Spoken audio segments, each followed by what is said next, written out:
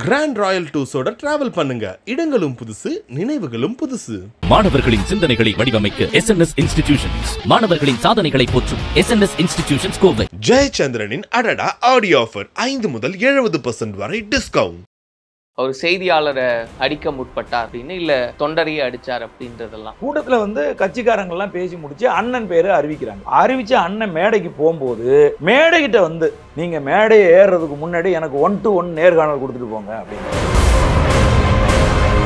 வம்புழுக்கிறதுக்கான திட்டமிடுதலில் ஒரு பகுதி இது. இன்னொரு பகுதி என்னன்னா, இதே மாதிரி ஒரு கும்பல், ஒரு 5-6 பேர் கொண்ட கும்பல் நடு கூட்டத்துக்குள்ள உட்கார்ந்து இதுக்கு முன்னாடி இன்னொன்னு நடக்குது. அது என்ன நடக்குதுன்னா, இந்த ஆளை அப்புறப்படுத்திட்டு அண்ணன் மேடைக்கு போய் பேசவே தொடங்கல. பேச ஆரம்பிக்கும் போது அவங்க என்ன சொல்றாங்க, ஏய் சீமான் பேட்டி கொடுத்துட்டு பேசு அப்படின்னு கோரஸா கத்துறாங்க. இல்ல புரியுதுனா, இல்ல எல்லாருமே சேர்ந்து கத்துனாங்கன்னா எல்லாருமே பத்திரிகையாளர்கள். பக்கத்துல தான் காவல்துறையினர் நிக்கிறாங்க. அவங்க எந்த ஆக்ஷனுமே எடுக்கல. அதான் ரொம்ப முக்கியமா கவனிக்க வேண்டியது. அப்ப இது காவல்துறையும் அந்த பாட்டாளி ஊடக பேரவை வைத்திருக்கக்கூடிய சாமி கச்சிராயரும் இணைஞ்சு இந்த மாதிரி நாம் தமிழர் கட்சிக்கு ஒரு கெட்ட பேர் ஏற்படுத்தணும், அண்ணன் செந்தமிழன் சீமான் அவர்களை இந்த மேடையை நடத்த விடக்கூடாது அப்படிங்கிறதுக்காக எங்க தம்பிங்க அண்ணனை தடுக்கிறாங்க, நெஞ்சில கை வச்சு தடுக்கிறாங்க, அண்ணனை போக வேணாம்னு சொல்லிட்டு. அதுக்காக அவரே உர்றான்னு சொல்லி எங்க தம்பிங்களை அவர் அடிச்சார். அது அடிச்சாரு. ஒரு கட்சியினுடைய தலைவர் அப்படி பாஞ்சு போய் ஒருத்தர் அடிக்கிற மாதிரி இல்ல ஒரு தள்ளுற மாதிரி அப்படியான ஒரு விஷயத்த உண்டு பண்றது சரியா? அந்த இடத்துல பாஞ்சு தான் போகணும். நாங்க அப்படிதான் போவோம். இந்த தமிழக மக்களுக்கு ஒரு நல்லாட்சியை நாங்க உண்டு செய்வோம் அப்படின்னு எல்லாம் சொல்லிட்டு சட்டமாவது என்ன ஆகுது, நான் போய் பாத்துக்கிறேன் அப்படின்றது. சட்டம் கை கட்டிட்டு வேடிக்கை பார்த்துச்சுன்னா எங்க தம்பிங்களை அடிக்க விட்டுட்டு அந்த கட்சியின் தலைவன் வேடிக்கை பார்க்கணுமா? அங்க ஒரு பிரச்சனை நடக்குது. நீங்க சொன்னீங்களே எங்க தம்பிகளுக்கு ஒரு பிரச்சனைனா அண்ணன் இறங்கி அடிப்பாரு. சட்டத்தை நம்மளே கையில எடுத்துக்கலாமா? நம்மோடு இயக்குனர் அண்ணன் திரு களஞ்சியம் அவர்கள் இணைஞ்சிருக்காரு. அவர்கிட்ட நிறைய விஷயங்களை பேசலாம். அண்ணா வணக்கம். வணக்கம் தம்பி. அண்ணா, நேற்று சீமான் அவர்கள் பேச ஒரு பாய்ச்சலாக அந்த கூட்டத்துக்குள்ள நுழைஞ்சார் அப்படின்ற அந்த காட்சிகள்லாம் ஒரு பெரிய பரபரப்பை எல்லாம் ஏற்படுத்துச்சு. நிறைய விஷயங்கள் பேசப்பட்டுச்சு. அவர் செய்தியாளரை அடிக்க முற்பட்டார் அப்படின்னு இல்ல தொண்டரையே அடிச்சார் அப்படின்றதெல்லாம் என்ன நடந்தது அந்த இடத்துல? ஆக்சுவலாக இது கடந்த ஒரு வாரங்களுக்கு மேலாக நடந்துகிட்டு இருக்கிற ஒரு சம்பவம். நாங்கள் இந்த கோனேரி கோட்டையை மீட்க வேண்டும் அப்படிங்கிற அறிவிப்பு செய்த உடனேயே ஒரு சிலர் என்ன செய்கிறாங்க அப்படின்னு கேட்டிங்கன்னா, இந்த பொதுக்கூட்டத்தை நடத்த விடக்கூடாது அப்படின்னு முயற்சி பண்ணுறாங்க.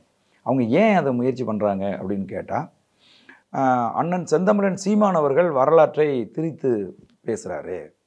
இது கோன் வம்சம், அதாவது கோனார்கள் அல்லது இடையர்கள் வம்சம் கட்டின கோட்டை இல்லை, இது கடவர்கள் கட்டின கோட்டம், அது கோப்பெரும் சிங்கன் அப்படின்னு சொல்லி கடவர் இன அந்த வம்சத்தினுடைய மன்னன் கட்டின கோட்டை அப்படின்னு சொல்லி ஒரு குரூப் போய் என்ன செய்கிறாங்க, மாவட்ட காவல்துறை கண்காணிப்பாளர்கிட்ட ஒரு கடிதம் கொடுக்குறாங்க, இந்த பொதுக்கூட்டத்தை ரத்து பண்ணணும் அப்படின்னு சொல்லி. அவங்க அதை மறுத்துட்டாங்க. அவங்க சட்டப்படி அவங்க அனுமதி வாங்கி நடத்துகிறாங்க, அதை நாங்கள் தடுக்க முடியாது அப்படின்னு சொல்லிடுறாங்க. அதுக்கப்புறம் அவங்க என்ன செய்கிறாங்கன்னா, அடுத்து ஒரு கடிதம் கொண்டு போய் கொடுக்குறாங்க. அது என்ன கொடுக்குறாங்கன்னா, சீமான் அவர்கள் இந்த நிகழ்வை நடத்துறதுக்கு முன்னாடி அவரினுடைய இந்த செயல்பாட்டை கண்டித்து நாங்கள் ஒரு கண்டன பொதுக்கூட்டம் நடத்தணும், அதுக்கான அனுமதியை கொடுங்கன்னு சொல்லி ஒரு கடிதத்தை கொண்டு போய் கொடுக்குறாங்க. அந்த கடிதத்தையும் காவல்துறை கண்காணிப்பாளர் மறுத்துறார். நீங்கள் வேணால் போய் நீதிமன்றத்தில் போட்டு வேணால் வாங்கிட்டு வாங்க, அவங்க முறைப்படி அனுமதி வாங்கி நடத்துகிற ஒரு கூட்டத்துக்கு நாங்கள் கண்டித்து போய் நடத்தணும்னு நாங்கள் உங்களுக்கு கொடுக்க முடியாது, கூட்டம் நடந்து முடிஞ்சதுக்கு அப்புறம் வேணால் நீங்கள் ஒரு கண்டன கூட்டத்தை நீங்கள் போடுறதுக்கு அனுமதி பெற்று நீங்கள் நடத்துங்க அப்படிங்கிற மாதிரி அவங்க சொல்கிறாங்க. இதில் ரொம்ப முக்கியமாக பார்த்தீங்க அப்படின்னா, இது இதில் பங்கேற்று இருக்கிற ஒரு 3 நபர்கள், அவங்க 3 பேருமே கச்சிராயர் அப்படிங்கிற ஒரு பிரிவினரை சார்ந்தவங்களாக இருக்காங்க. ஒரு சாதியினுடைய ஒரு பிரிவாக இருக்குது கச்சிராயர் அப்படிங்கிறது. இப்போ இந்த கச்சிராயரில் சாமி கச்சிராயர் பார்த்தீங்க அப்படின்னா, பாட்டாளி சமூக ஊடக பேரவை அப்படின்னு ஒரு அமைப்பு வச்சுருக்காரு. அந்த அந்த அந்த அமைப்பு சார்பிலையும் இந்த நடவடிக்கைகள் எடுக்கப்படுது. இப்போ இதை மொத்தமாக அவர்கள் தடுத்து நிறுத்திட்டாங்க அப்படின்னு சொன்ன உடனே இவங்க எதிராக நாம் தமிழர் கட்சிக்கும் அண்ணன் சீமானுக்கும் எதிராக தொடர்ந்து முகநூல்ல அதில் எதிரெல்லாம் கடுமையாக பதிவிட்டுட்டு வர்றாங்க. இவங்க போய் அந்த அனுமதி கேட்டபோது அவங்க கொடுத்த கடிதங்கள், அதன் பிறகு இந்த மாதிரி முகநூல்கள் எல்லாம் கடுமையாக எதிர்த்து பதிவிடுவது, இது எல்லாமே எங்களுக்கு தெரியும். எங்கள் தலைமைக்கு எங்களுக்கு எல்லாருக்குமே எங்களுக்கு தெரியும். அப்போ நாங்கள் வந்து என்ன முன்வைக்கிறோம் அப்படின்னு கேட்டால், இந்த கோட்டை மராத்திய மன்னன் சிவாஜி அவர்களால் கட்டப்பட்டது. அவருடைய தளபதி தேசிங்கு மன்னன் ஆட்சி அதிகாரத்தில் அது இருந்துச்சு அப்படின்னு சொல்லி இந்திய தொல்லியல் துறை பதிவு செஞ்சிருக்கு. இன்னைக்கு வரைக்கும் அப்படி தான் பதிவு செய்யப்பட்டிருக்கு. அப்பெல்லாம் உங்களுக்கு வந்து இந்த வரலாறை மீட்கணும் அப்படின்னு யாருக்குமே தெரியல. இத்தனை ஆண்டு காலமாக திராவிட கட்சிகள் ஆட்சிக்கு வந்து இந்த 60 ஆண்டு காலமாகவும் அது மாதிரி சிந்தனை யாருக்குமே வரல. இப்போ நாங்கள் எங்கள் அண்ணன் செந்தமிழன் சீமான் வரலாறை வந்து ஆய்வு செய்து இது தமிழர்கள் கட்டிய கோட்டை. நீங்களும் யுனெஸ்கோவோட அந்த அங்கீகாரத்தின் பிறகுதான் அதை கையில் எடுக்க. ஆமாங்கய்யா, நாங்கள் இப்போ தானே வந்திருக்கிறோம். ஒன்று ஒன்றா தமிழர்கள் இருக்கிற பிரச்சனைகள் என்னென்ன எதாவது மறைக்கப்பட்டிருக்குன்னு ஒன்று ஒன்றா நாங்கள் கண்டுபிடிச்சி ஒன்று ஒன்றா நாங்கள் முன்னெடுத்துக்கிட்டு வரோம். அப்படி வருகிற போது இந்த கோனேரிக்கோன் கோட்டை என்பது தமிழர்கள் கட்டியதுன்னு தமிழ் மக்களுக்கு சொல்லணும்ல. முதல்ல அதை மீட்கிறதுக்கான அதிகாரம் இப்போ நம்மள்கிட்ட கிடையாது. ஆட்சி அதிகாரத்தில் இருக்கிறவங்க அந்த முயற்சிகளை மேற்கொள்ளணும், அவங்க கொள்ளலை. அப்போ நாங்கள் நாளைக்கு ஆட்சி அதிகாரத்துக்கு வந்தால் இதை செய்யணும். அதற்கு தமிழ் மக்களுக்கு இதனுடைய உண்மை வரலாறு என்னங்கிறத சொல்லணுங்கிறது தான் எங்களுடைய நோக்கம். அப்போ இதை தடுத்து நிறுத்தணும் அப்படிங்கிற அந்த முயற்சி செய்தவர்கள் அவங்க முயற்சியில் தோற்று போனதுனால கூட்டத்தில் கலட்டா பண்ணணும் அப்படிங்கிறத திட்டமிடுதலை செய்கிறாங்க. இல்லை, அதுதான் கேட்குறேன் நான். கரெக்டாக என்ன நடந்தது? ஏன்னா நிறைய செய்தி அதுதான் இப்போ நான் சொல்கிறேன் உங்களுக்கு என்ன நடந்தது. நான் சொல்கிறேன் உங்களுக்கு என்ன நடந்ததுன்னு. வளமையாக அண்ணன் சீமான் அவர்கள் எந்த இடத்துக்கு பொதுக்கூட்டத்துக்கு போனாலும் அங்கே முதல்ல வந்து பத்திரிகையாளர்களை சந்திப்பார். நாங்கள் எந்த இடம் என்ன அப்படிங்கிறதுலாம் ரொம்ப ரொம்ப சரியாக அந்த ப்ரோக்ராம்ஸ் எல்லாமே வந்து நாங்கள் பண்ணுவோம். அப்படி தான் செஞ்சியிலையும் பத்திரிகையாளர் சந்திப்புக்கு அண்ணன் தங்கியிருக்க இடத்துல ஒரு பகுதியை நாங்கள் அனுமதி வாங்கி அந்த இடத்துல நாங்கள் பத்திரிகையாளர் சந்திப்புக்கு ஒழுங்குபடுத்தியிருந்தோம். அங்கே வந்து முறையாக பத்திரிகையாளர்கள் எல்லோரும் வரல, ஒரு சில பத்திரிகையாளர்கள் மட்டும்தான் வந்தாங்க. அதுக்கு என்ன காரணம் அப்படின்னு கேட்டபோது அவர்கள் வராமல் தடுத்து நிறுத்தப்பட்டிருக்காங்க அப்படிங்கிற செய்தியை நாங்கள் வந்து அறிஞ்சோம். இதை நாங்கள் பெருசு எடுத்துக்கல. பத்திரிகையாளர் விருப்பப்பட்டால் தானே அவங்க வரப்போகிறாங்க. அவங்க வரலைங்கிறதுக்கு ஏன் வரலைங்கிறது அங்கே பிரச்சனையே கிடையாது. அதனால் நாங்கள் வந்த பத்திரிகையாளர்களுக்கு அண்ணன் வந்து நேர்காணல் கொடுத்துட்டு கூட்டத்துக்கு வந்துட்டாங்க. கூட்டத்தில் வந்து கட்சிக்காரங்கள்லாம் பேசி முடித்து அண்ணன் பேரை அறிவிக்கிறாங்க.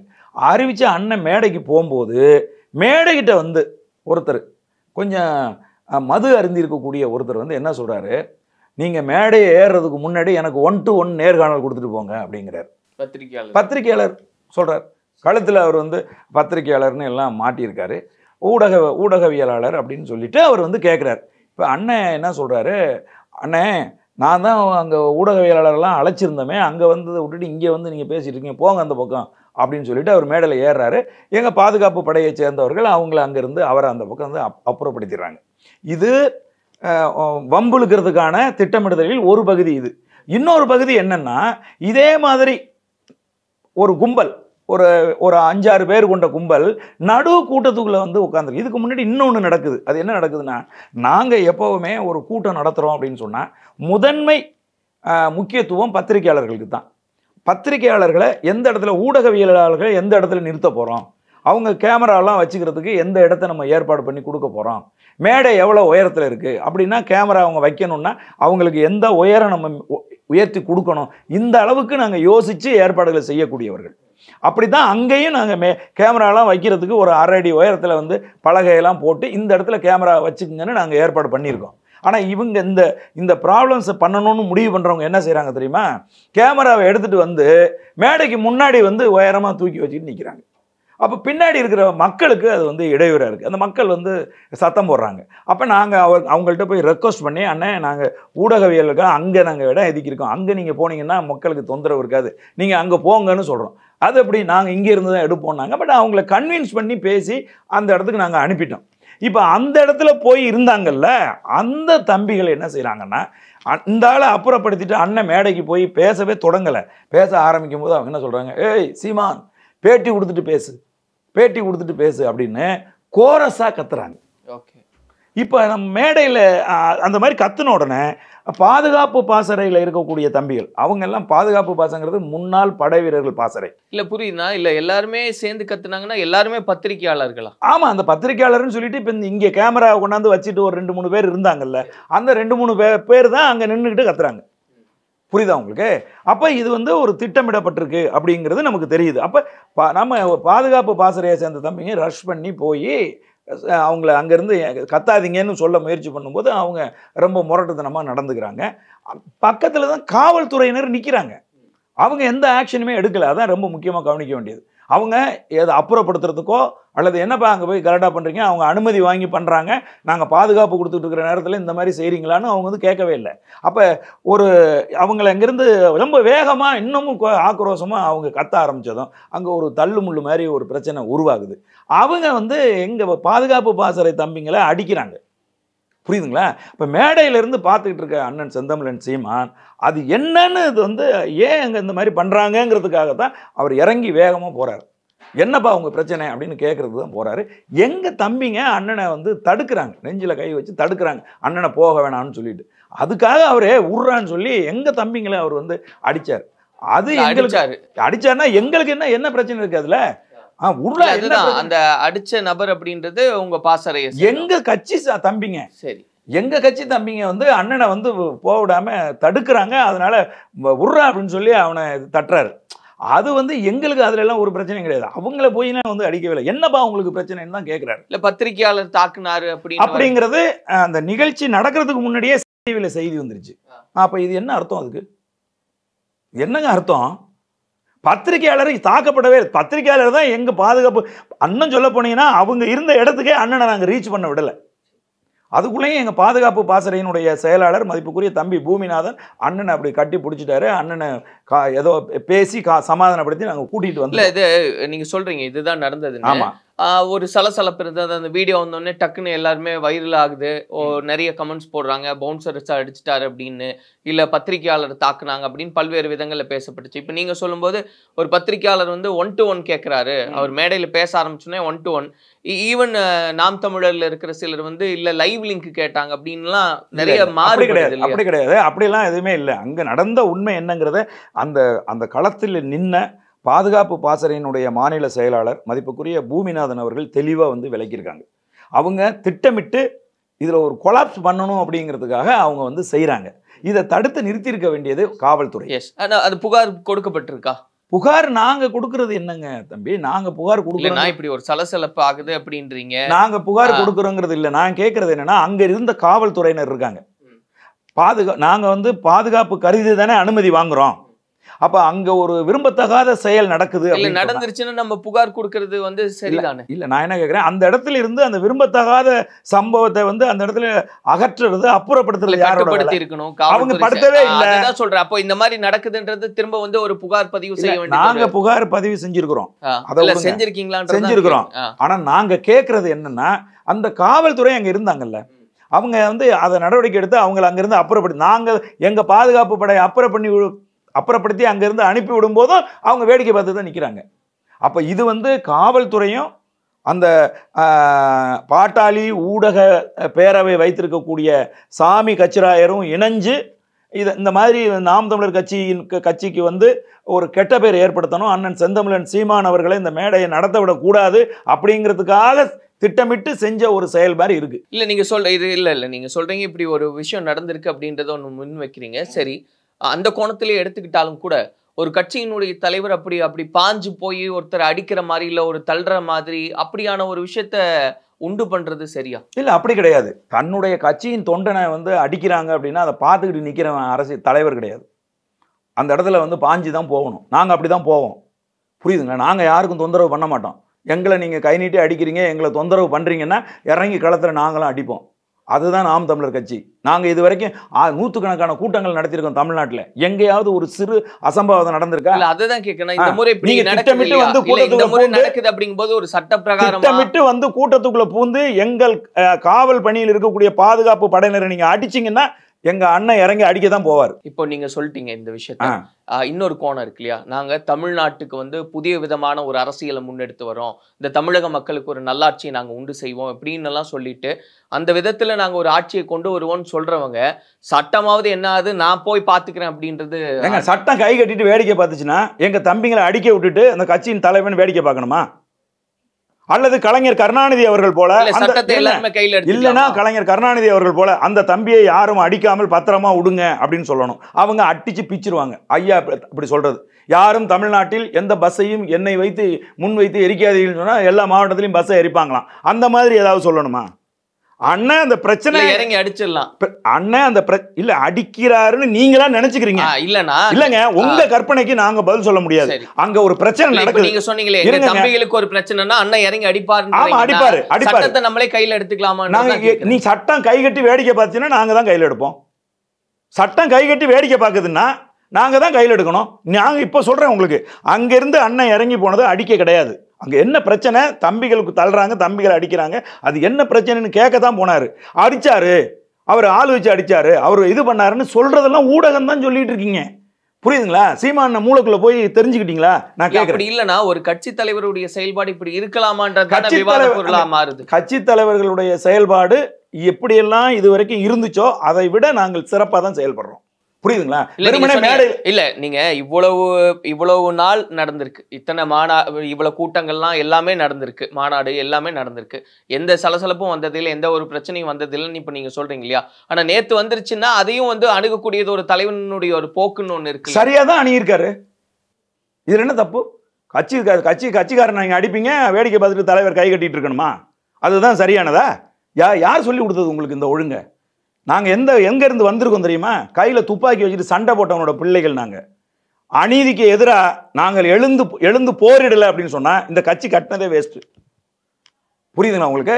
யார் உங்களுக்கு இந்த வேலையெல்லாம் இழிவான இந்த ஈனத்தனமான வேலையெல்லாம் செய்ய சொன்னது யார்? அனுமதி வாங்கி நாங்கள் ஒரு போராட்டத்தை நாங்கள் நடத்திட்டு இருக்கோம் அப்படின்னா அனுமதி கொடுத்த காவல்துறை ஏன் கை கட்டி நின்றுச்சு? அந்த கேள்வியை ஒரு ஊடகம் கூட கேட்கல. அதுக்கு ஏன் இந்த ஊடகங்களுக்கு எந்த ஊடகத்துக்கும் திராணி இல்ல? இப்ப நீங்க கேக்குறீங்க இல்லையா, அதையும் நம்ம பதிவு செஞ்சுட்டு தானே இருக்கோம். இல்ல உங்களை கேட்கல, நான் உங்களுக்கு இப்ப நான் சீமானவர்கள் போய் அடிச்சார், அவர் தம்பிங்க அடிச்சாங்க, அது அந்த நிகழ்ச்சி நடக்கிறதுக்கு முன்னாடியே பதிவு வருது டிவில. அப்ப அந்த டிவிக்கு என்ன தெரிஞ்சிருக்கணும்னா அங்க காவல்துறை இருந்ததே, அது ஏன் நடவடிக்கை எடுக்கலைங்கிறதை நீங்க கேள்வி கேட்கணுமா இல்லையா? காவல்துறை யார் கையில இருக்கு? முதலமைச்சர் கையில இருக்கு.